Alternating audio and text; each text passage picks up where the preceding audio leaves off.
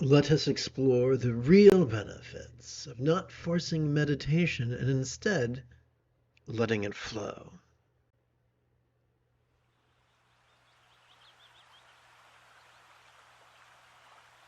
Please recite with me and relax as you do so.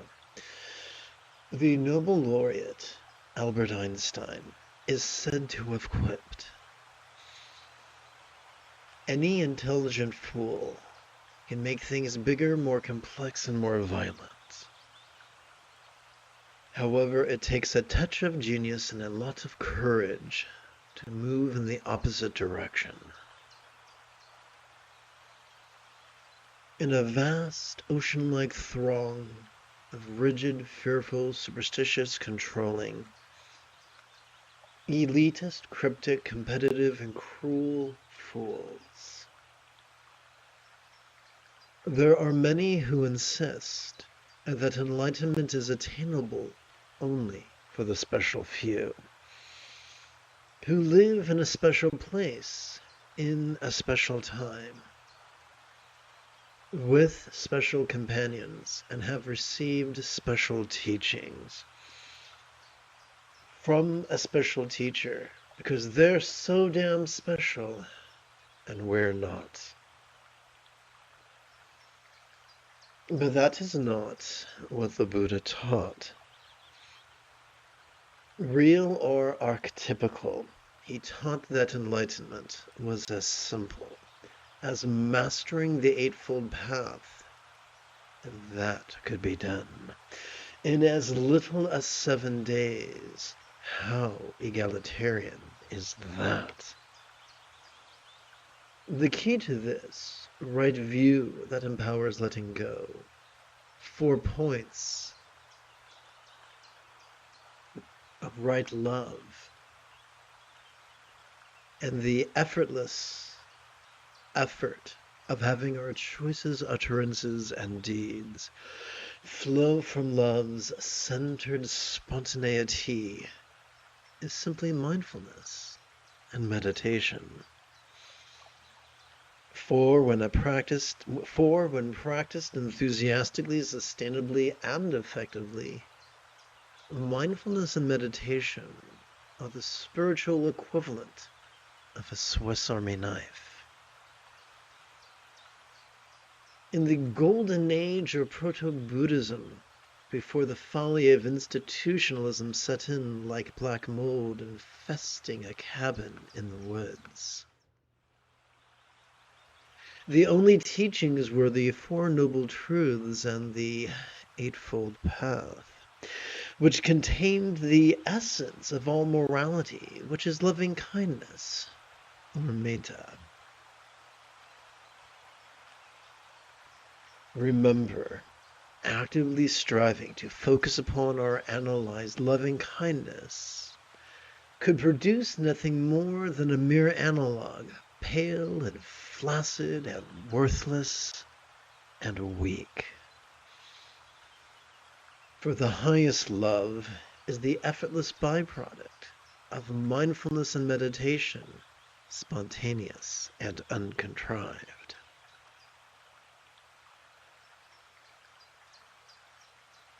Yearning to do the loving thing is all well and fine, but how could we know what the right thing is? What the most kind manner is in which to do it, and when the most kind time in which it must be done?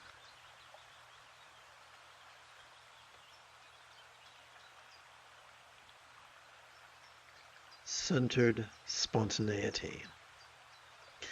When our choices, utterances, and deeds flow from this centered spontaneity, which in turn is generated by our practice of mindfulness and meditation, love's kindness is as natural and effortless as our next breath. For those of us who are keen to devote ourselves to an Ajahn, Roshi, Shifu, or Lama, our ultimate teacher is simply our mindfulness and meditation. For the sole purpose of the outer teacher is to acquaint ourselves with the inner one, which could be done in but one sitting. For those who are keen to make offerings, there is no finer object of such gifts than our teacher, who is kind enough to give us instruction and answer our questions. Although optional donations could be loving, the greatest offering we could make to our teacher is none other than the enthusiastic and sustainable practice of their instructions concerning mindfulness and meditation. For those of us who are keen to seek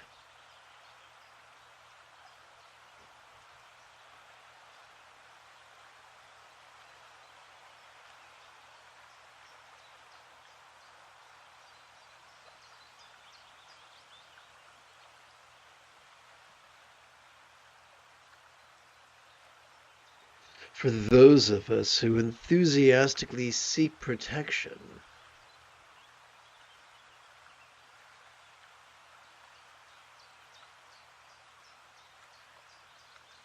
from the slings and arrows of outrageous fortune. Good morning, Shivi. There is no greater safety to be had than by passively noticing whatever past, present, or potential dreads spontaneously cartwheel across the metaphoric stage of mind as we effortlessly sit in mindfulness.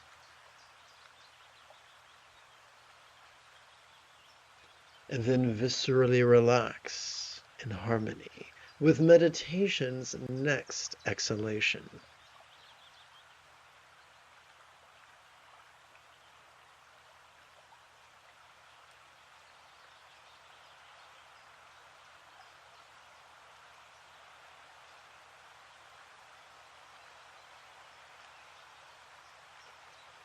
For those of us who are keen to manifest the fulfillment of all mental, interpersonal, physical, and circumstantial needs, we but only have to vulnerably notice the various and sundry desires that could dance like sugar plums in children's dreams as we breathe in,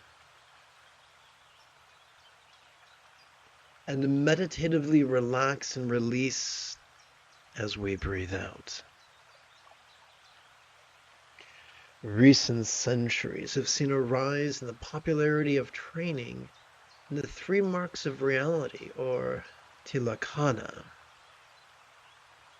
Yet as we sit in mindfulness once every 12 hours or so, we cannot help but automatically notice, recall, or anticipate stress or dukkha. And as we meditatively relax into our exhalations, we cannot help but viscerally experience how that which we noticed during our previous inhalation could fleetingly feel temporary or anicca, and as non-graspable as if they simply were not us, or anatta.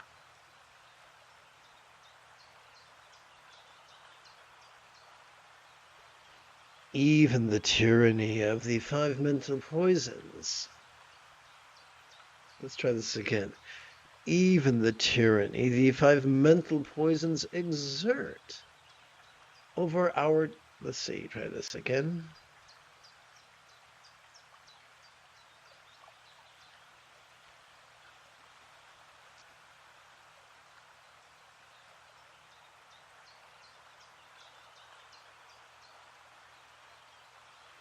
Even the tyranny the 5 mental poisons exert over our choices, utterances, and deeds is easily tamed through mindfulness and meditation.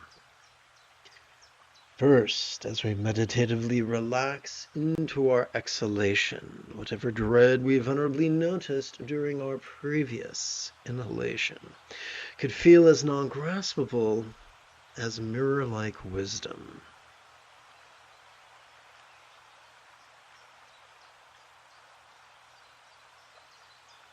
Second, as we meditatively release into our exhalation,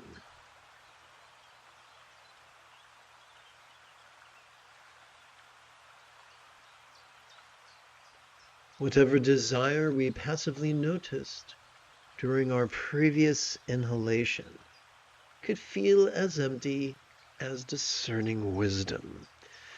Third, as we meditatively relax into our exhalation, whatever turmoil we have vulnerably noticed during our previous inhalation could feel as non-graspable as pervading wisdom.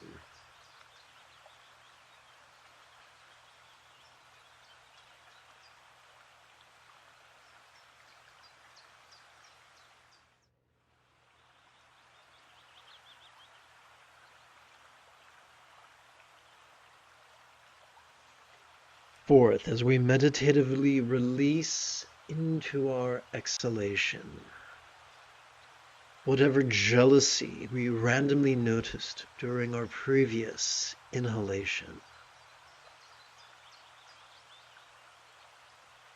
could feel as void as all-accomplishing wisdom. Fifth, as we meditatively relax into our exhalation, whatever pride we fleetingly noticed during our previous inhalation could feel as non-graspable as equalizing wisdom. Each complex life form upon this big blue marble we call Earth has evolved to be hedonistic at heart. Yet no thing, being, or phenomena can give us as much of the bliss on tap afforded to us by the easy practice of mindfulness and meditation.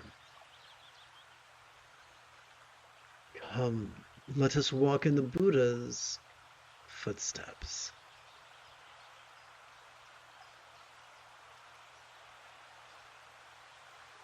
Having completed our opening, the recitation of our opening lesson, let us shift gears.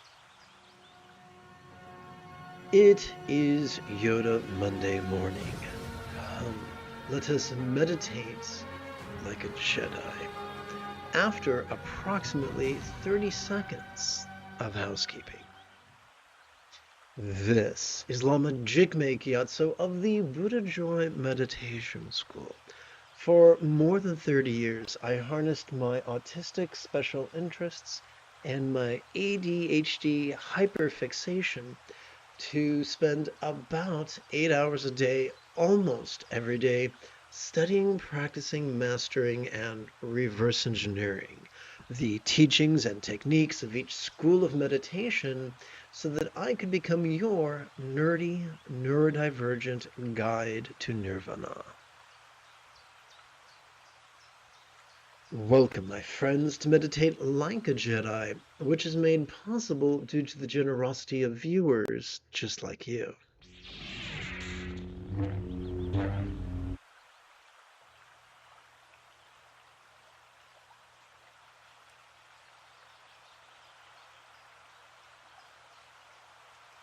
Please recite with me.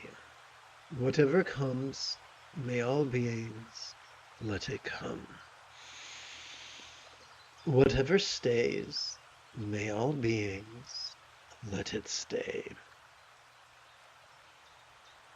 Whatever goes, may all beings let it go.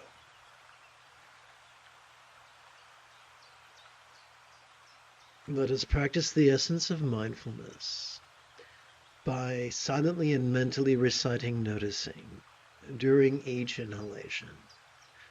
And let us practice the essence of meditation by silently and mentally reciting the three-syllable verb relaxing during each exhalation.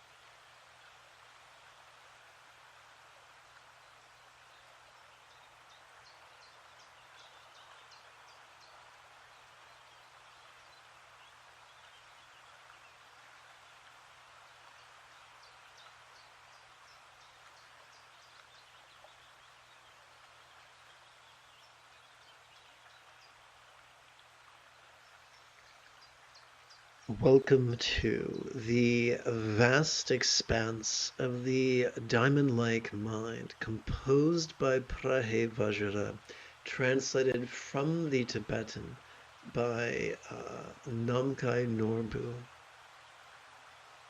translated from the Italian by Adriano Clemente, adapted and amplified by yours truly.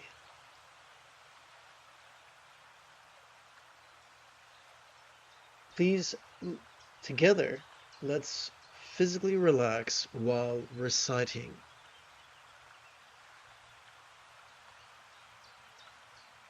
The wisdom of greatness is difficult to actively strive to find. It is realized through method and prajna.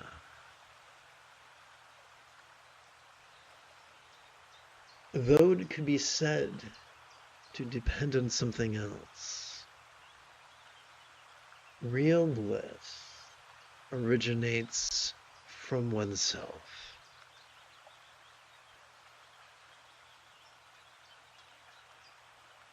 Has about a bit of explanation. The greatest wisdom cannot be found through ritual or belief or reason. It is realized through a two-step process of noticing as we breathe in a manner that is vulnerable, passive, visceral, random, and fleeting. And in physically relaxing and mentally releasing as we exhale. This is the path. It's super easy. This is why the Buddha taught that the path could be mastered in as little as 7 days.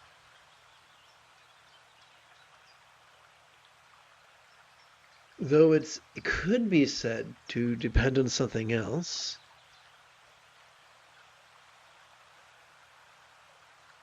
real bliss originates from oneself. So the greatest bliss we all desire comes not from ritual, comes not from teacher, but from simply cooperating with our sympathetic and parasympathetic nervous systems as we notice and relax in harmony with each inhalation and exhalation.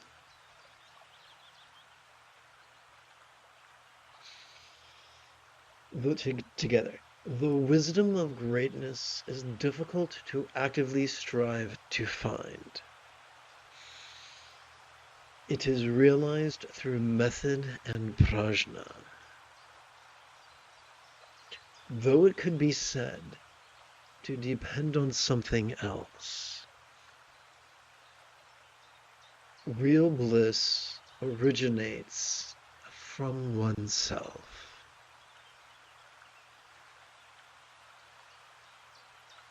The wisdom of greatness is difficult to actively strive to find.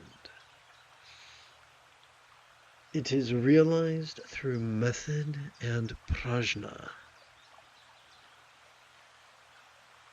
Though it could be said to depend on something else, real bliss originates from oneself.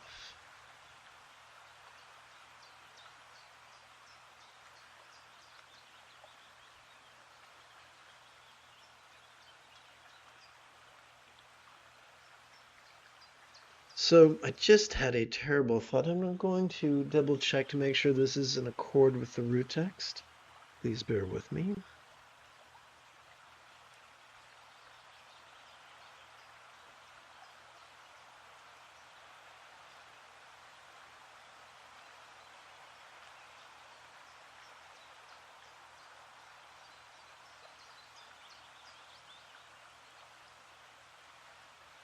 Fabulous. Okay, thank you for your patience.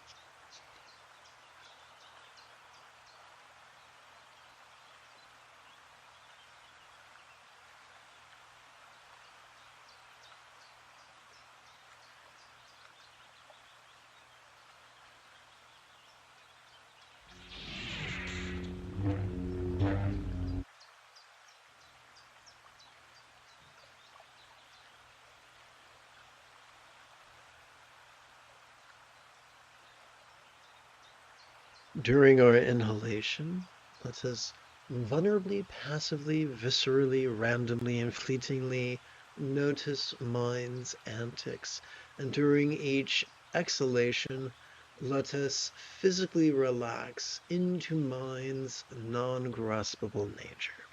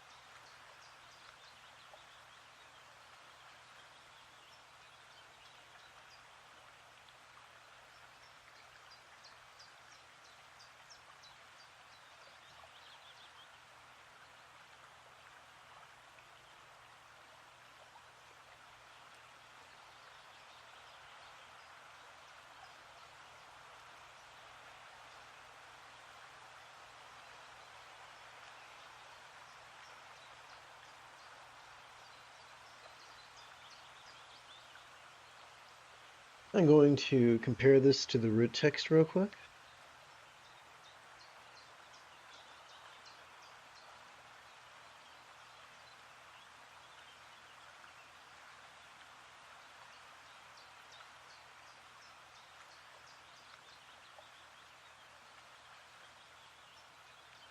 All right.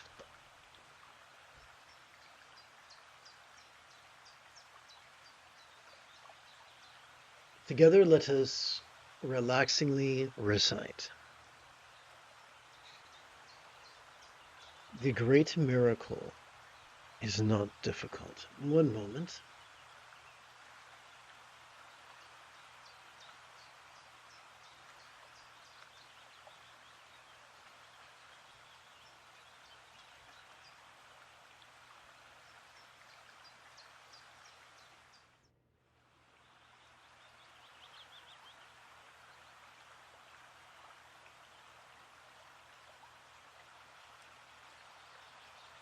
Take two. Enlightenment's great miracle is not difficult.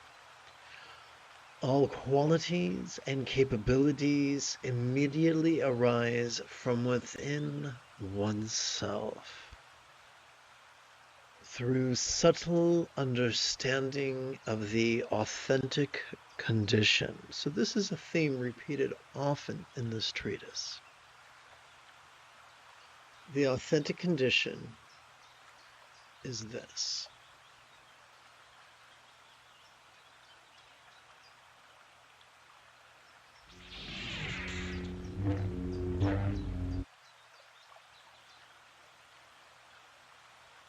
Every time we inhale,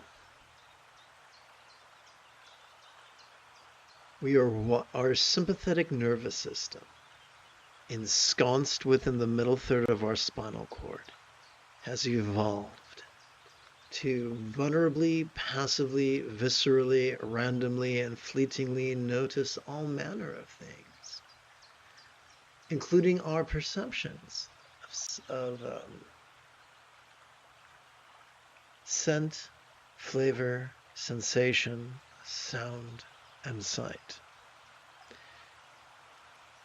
and the like, including the full spectrum of human emotions, intentions, cognitions, recollections, and imaginings.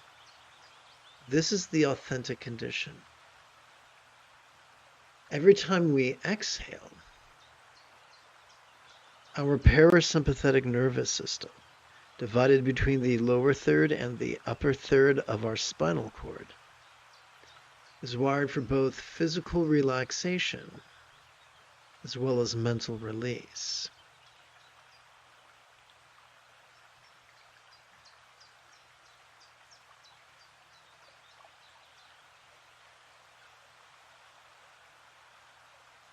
So every time we breathe in, we perceive, oopsie, let me get my ducks in a row. Every time we breathe in, we perceive our authentic condition, whether it is external or internal, physical or mental, pleasurable or painful, interesting or boring, glorious or grotesque.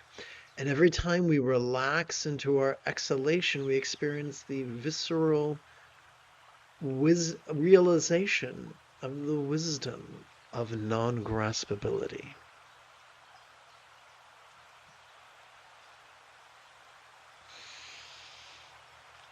Enlightenment's great miracle is not difficult.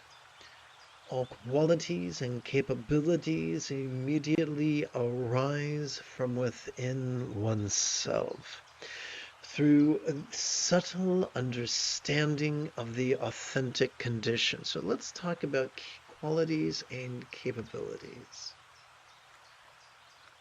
There's this lie that, oh, I'm unworthy. We are worthy. We are capable of, just as Jesus said to his apostles, all that I have done, you will do, and greater. Similarly, by allowing authenticity and release to guide our choices, utterances, and deeds, our effect on humanity will be great.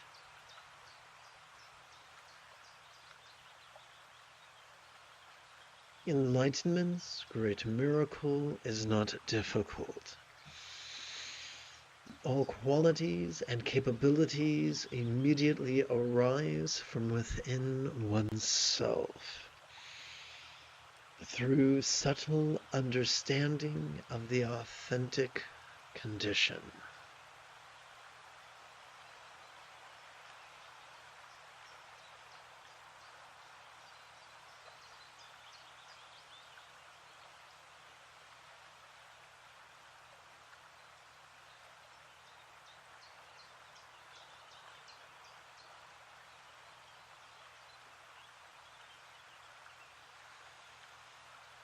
Enlightenment's great miracle is not difficult. All qualities and capabilities immediately arise from within oneself through subtle understanding of the authentic condition.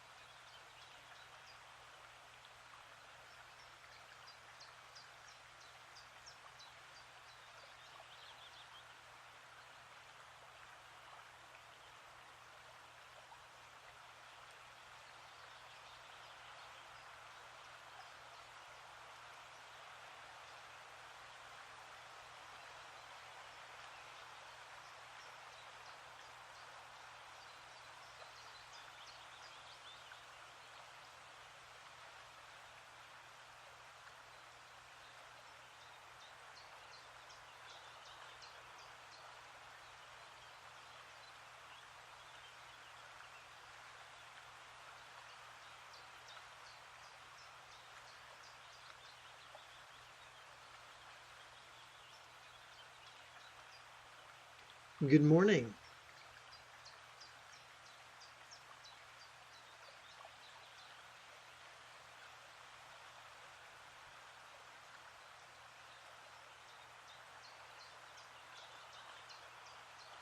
I'm going to take a moment to make sure that this transcription is accurate. Please bear with me.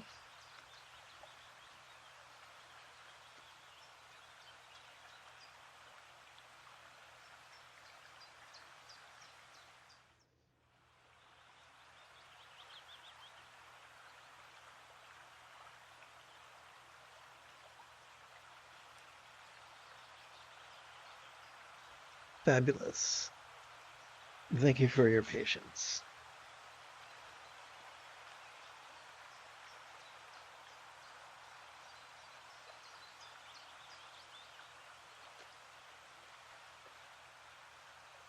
So here's the trick. We're going to recite 3 couplets and 1 triplet.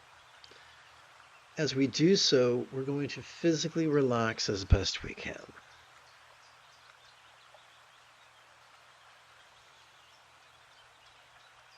Meditation is relaxing without seeking.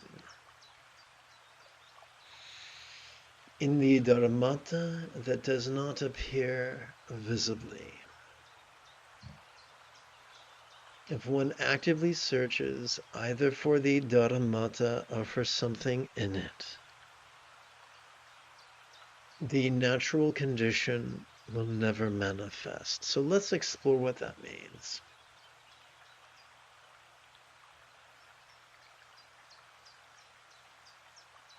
So there's a great big fat ugly myth that mindfulness is concentration, but it is not. What we're wired to do, thanks to our sympathetic nervous system, during each inhalation is to notice in a very specific way, to notice vulnerably, passively, viscerally, randomly, and fleetingly. During our exhalation, thanks to our parasympathetic nervous system, our job is simple. Physically relax, thus setting space to mentally release. It's just that simple.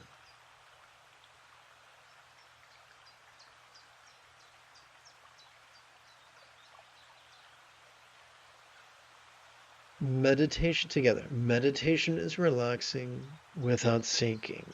In the Dharmata, that does not appear visibly.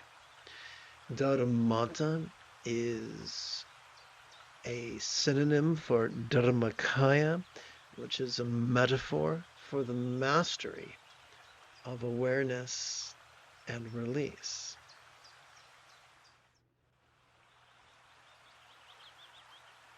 We cannot actively seek it out. We can only passively experience it, and rather simply, rather easily, rather quickly.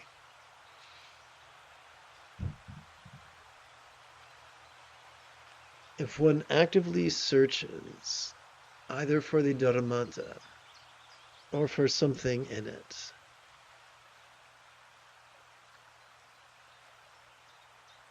the natural condition will never manifest. So I'm not sure if you ever saw The Big Lebowski, but we can be yang or we can be yin.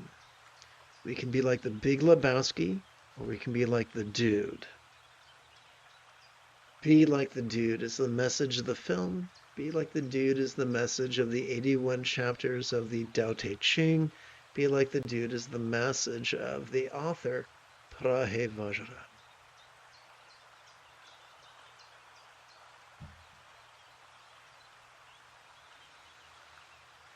Meditation is relaxing without seeking. In the Dharmata that does not appear visibly. If one actively searches either for the Dharmata or for something in it, the natural condition will never manifest. Now this is difficult because our amygdala, the core of our primal impulses to flee or fight demand we take action. And that's understandable. That survival instinct has kept our species alive. But it does not lend itself to fulfillment. And so while our primal instincts are useful occasionally for survival, if they are our default mechanism, they are terribly unfulfilling.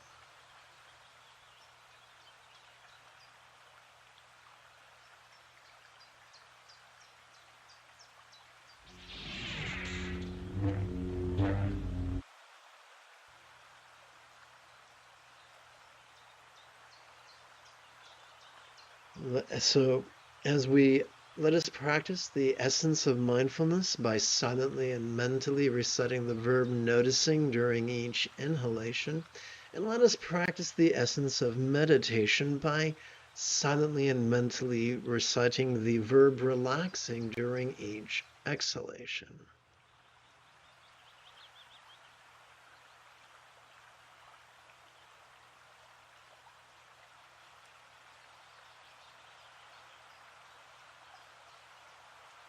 Now, if you have difficulty reading any of my font choices, let me know. And of course, if you have any specific questions about Buddhist chanting, Buddhist philosophy, or Buddhist meditation, do not hesitate to type your question in great detail in the chat window.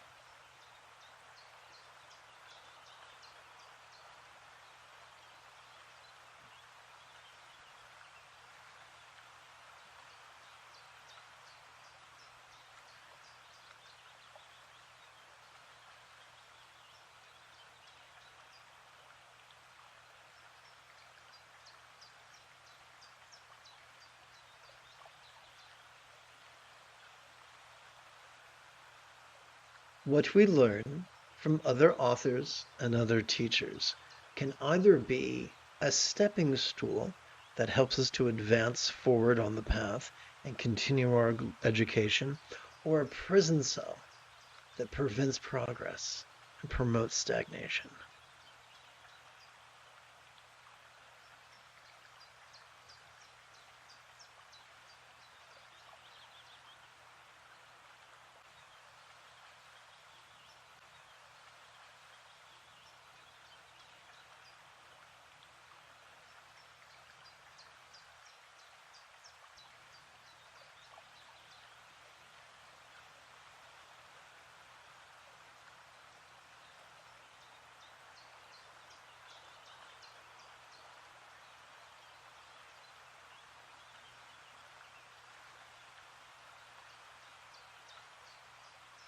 Thank you, Shivi. I like that movie too.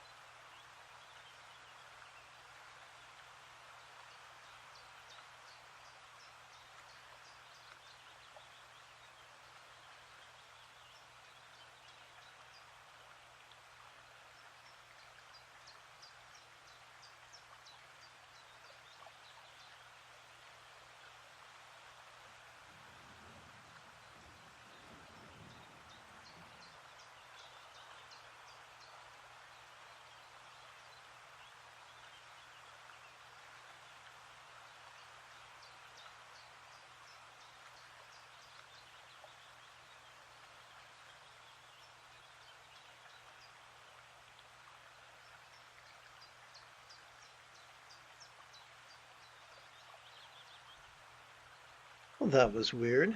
Let's see here.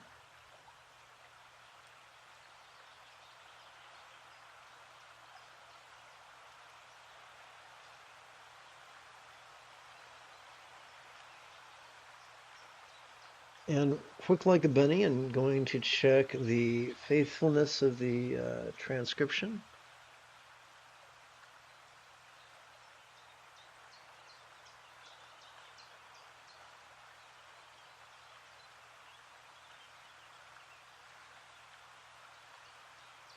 Alrighty.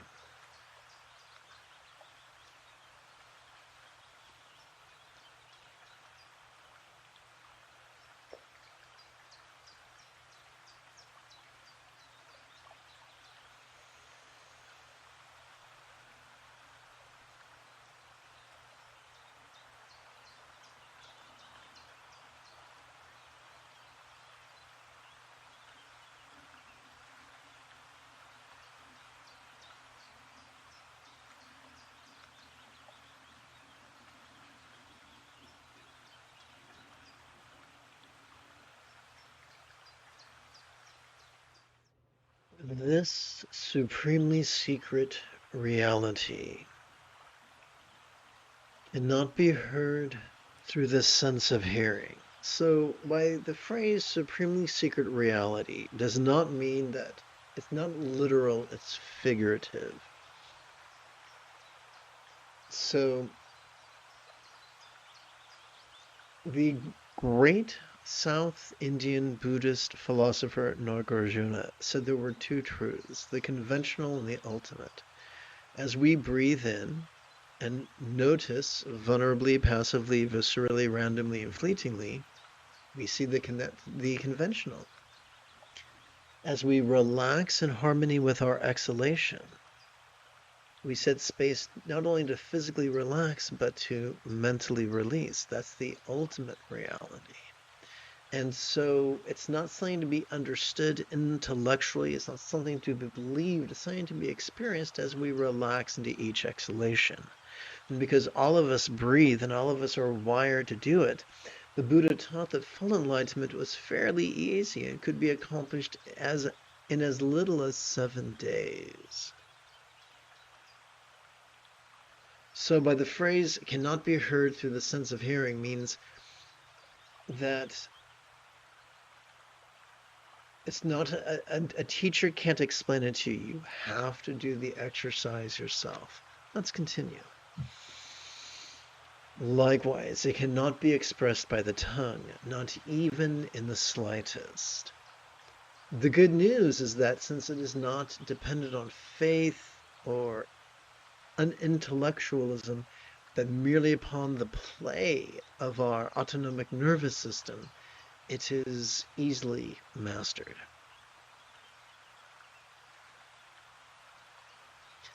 Together, this supremely secret reality cannot be heard through the sense of hearing.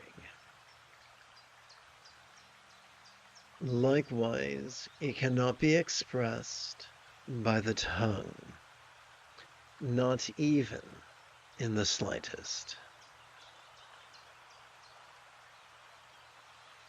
This supremely secret reality cannot be heard through the sense of hearing. Likewise, it cannot be expressed by the tongue, not even in the slightest.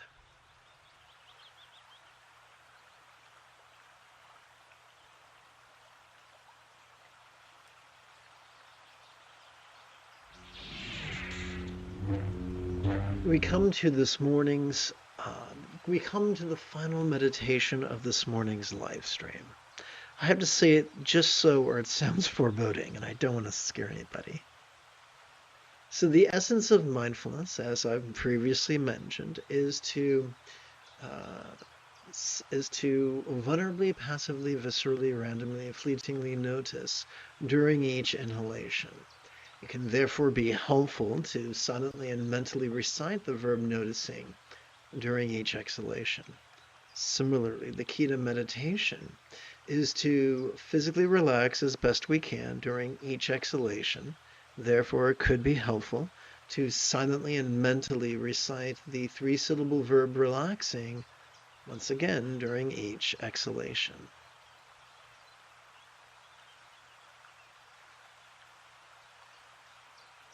So together, let us practice right now, and if any of my font choices are difficult to read, do let me know in the chat window.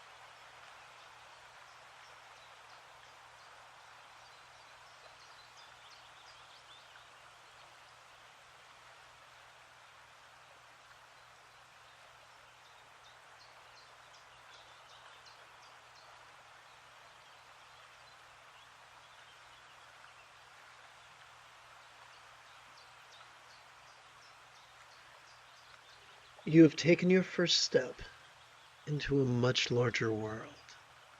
If you feel that I have earned it, you could give this live stream a thumbs up. You could even help support this channel. In approximately 9 hours, I would very much like to return to lead today's evening meditation class and group practice. And if you are as geeky as me, may the Force be with you always.